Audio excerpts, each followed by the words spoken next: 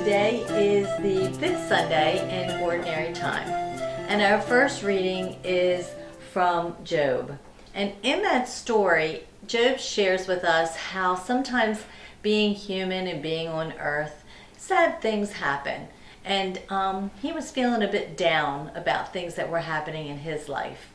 Sometimes we do have things that happen as we grow up. I mean, sometimes somebody's very sick, or sometimes we might have an animal that might pass or die.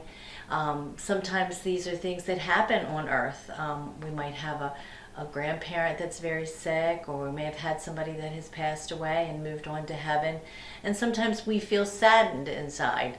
And that's normal, because that's what it is to be part of the human race, and that's how the cycle of life goes. Always keeping Jesus near us and helping us through those difficult times is what we're taught. So then we get to the reading, which is according to Mark. And Mark shares a story about Jesus. Once again, he's visiting different places, and he goes to the home of Simon and Andrew. And when he gets there, their mom is very, very ill. And she's in bed and she's sick. And Jesus goes over to her and holds her hand and heals her. And she gets better, to the point that she actually gets up and prepares them a meal. Jesus had this gift of healing, and he went on to preach and to go to villages. And on his mission here on earth was to walk from place to place and to preach the good news. And the good news is what God wanted him to share with all of us.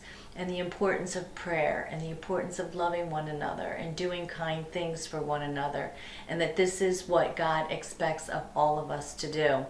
Sometimes when we do something as an act of kindness to someone else, it means so much to that person, and it can be the simplest thing. It could be holding a door open for someone and somebody being very grateful for that. It can be many times I've made some calls to people at the hospital. They can't have visitors right now, so I just call them and say, how are you doing? And I'm just checking up on you, and I might say a prayer along with them. And the gratitude that they have for that just simple little phone call makes a world of difference to them.